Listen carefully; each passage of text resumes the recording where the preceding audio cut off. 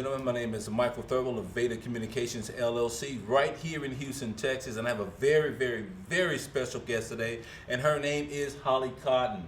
She is a woman of many things: fitness, beauty, entertainment, spokeswoman, just all over the place in a very positive way.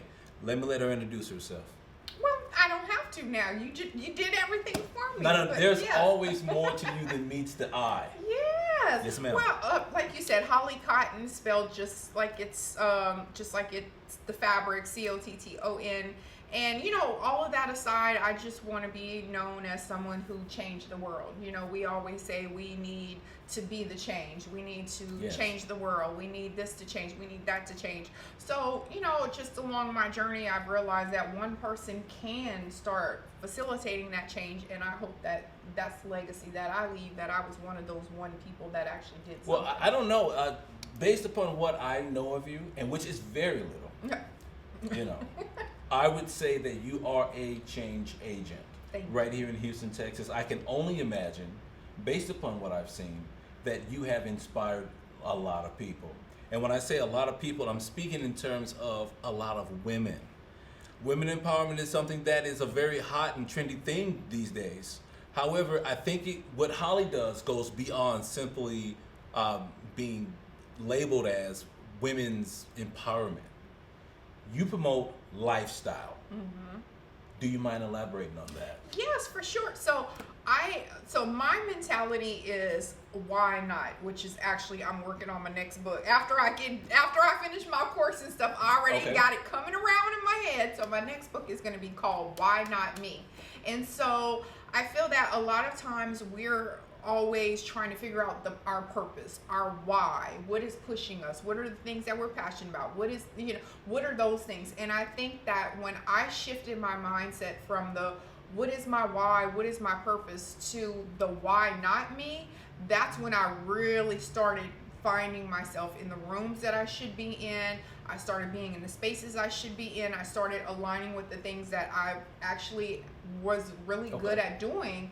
And when I looked at people and I would see someone doing something like CNN correspondent or something, if that was something I wanted to do, but my mindset, instead of like, well, what should I be doing, or what's going on with me, I started saying, well, why not me? Why am I not in that space? What sparked that aha moment for you? What happened either before or just before you said, you know what, why not me?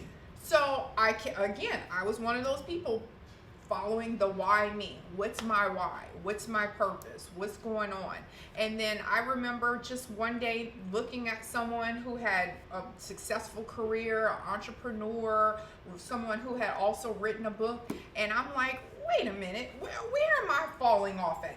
Where am I not doing what I need to do? And instead of looking at that, which a lot of people look at it as a comparison, or then they become insecure, or they start questioning what they've done. Yeah. I looked at it as why not me? I have everything that person has.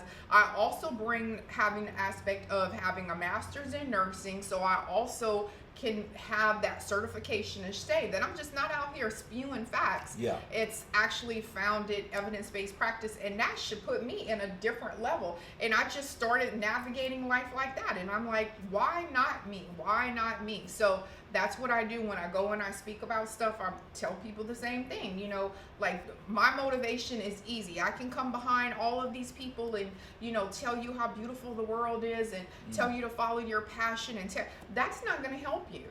What is going to exactly help people? You have to help yourself. Okay. So I always say nobody's coming to save you. And and that's a big issue that a lot of people have, because we start being resentful that no one is supporting us, or our friends don't support us, or you don't share my reel, or you didn't share my video, or I made a post about my product and you didn't share it. Like, people start taking those things to heart, and then we get discouraged, nobody's supporting us, and it's just like, you can't plan your life around the support of other people. And I always said that I was just obnoxious with my name, with my brand. Even now, whenever you see me and I'm somewhere, I never just say my name is Holly. It's like, I am a brand. I am Holly Cotton. I am Nike. I am Adidas. I am Holly Cotton. Like, it goes together. Yeah. So when you look me up or when you Google it, hollycotton.com, Holly Cotton, I make it very easy for you to find me. But that comes with, one, believing in yourself no matter if no one else supports you, and then going in with the confidence of saying, even if you don't have a product yet, even if you don't have something, you should have a vision of, what am I doing? Why is this relationship intentional? Why am I at this event? What do I hope to get out of this event? You know, you have to have something intentional with every encounter that you have, or else you're just going and you're spinning your wheels, and then you're mad or you're upset or you're sad or you're discouraged because no one's supporting you. But it's like, what am I supporting? What is it that you're bringing? What are the things that you can sell? What is the beneficial reciprocal relationship that we can have or establish? Because I know what I'm bringing. What do you bring? But that comes with the confidence. That comes with the, why not me? That comes with the building that characteristic in yourself. Is it safe to say that a lot of people simply do not have that confidence to build those types of professional relationships where it's akin to, I am this, you are that, what can we bring to each other across the table in order to be fruitful down the line? Mm-hmm. Is that exactly what you're saying here? Yeah, and I think the confidence comes with knowing that what I have is unique to me. And I think especially in the South and especially in smaller cities that you go to, people can be intimidated by that confidence. So what happens is they don't want to collaborate with you. They don't want to work with you because they feel like, well, if I give you access to this, then you're going to take it and you might be more successful at it than me. So I always say when I come in, if I'm doing something, I give people advice, I talk about things, I give free advice all of the time. Okay. Because you can have the recipe, but you don't have the sauce. Like the Holly Cotton sauce is different. You know, like this is a unique sauce right here. So I don't have a problem, like my course I was telling you about with my book. That's why I'm always going, people are like, oh, well, I want to write a book. And I would start talking to them about writing a book. I would sit down, I could be somewhere for 10, 15 minutes telling them, okay, this is how you start a book. Well, what's your plan? Well, what's the book about? You know, this is what you do. This is, you know, whatever. And then I would check back, 4 or 5 months later. Hey, so how's the book going? Girl, life will start life and then this and that. See, I already know I can't mess with you because life is life, and for me every single day, and yet I still figure out how to make what I want to do. So is it an issue of ambition and drive, or is it just pure laziness on some people's part? No, it's ambition and drive, and also it's the confidence and it's the belief. Like, there is nothing, I just told my girlfriend this yesterday, when I write something down on my goal list, I'm like, well, I wrote it down. Like, it's gonna happen. It's like, I can't not make it happen now. Like, I wrote it down on my list, and I've always been that way. My best-selling book, Day One, A Guide to Identifying, Organizing, and Executing Any Goal, was a huge hit. That was my first big bestseller. I had an e-course. I had, the ebook was selling off the shelves, and I sell the ebook for $5 now. So for $5, I'll help you figure out goals, structuring, accountability, whatever. I mean, when I look at it now, it's almost kind of funny because of the formatting and everything that it was. But whenever I'm like, ugh, that was really what I was doing 4 years ago, because now I'm on my 16th book. So wow, 16. Yeah, so now I look back at it, but hey, it was a bestseller. It was the first one I made, 6 figures off of in a year from it, and I'm just like, wow. Okay. Yeah. A lot of people cannot say that. I mean, that is a tremendous accomplishment. Not even just coming from someone like you, but just a person in general. Mm-hmm. We're looking at 16 books. We're looking at 6 figures. We're looking at someone with a master's degree in nursing, someone who has that ability, that drive, that ambition, that more importantly, the purpose in life to go forward. Mm-hmm. That's really something. Mm-hmm. Remind them. No. But, and here's the thing. I also think that the key to also being successful and being in certain fields is by staying humble.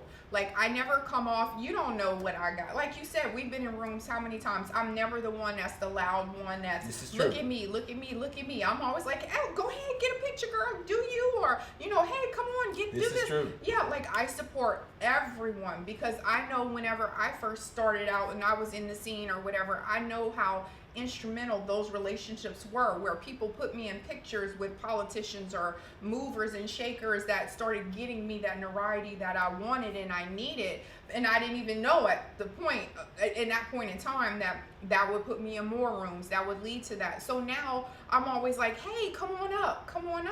And a lot of times people aren't that way. You know, a lot of times people are like, well, I'm up here and now I'm looking down at everyone else. So I think also the key to just staying relatable and staying in the rooms and being someone that people invite you out is that humbleness as well. But like I always say, don't play in my face. Like, play with your mammy, not me, because I'll let you go to a certain point until you try to dismiss me, and then I'm like, don't make this, I'm Holly Cotton, like, stop trying to be disrespectful. And you know how it is, especially in Houston.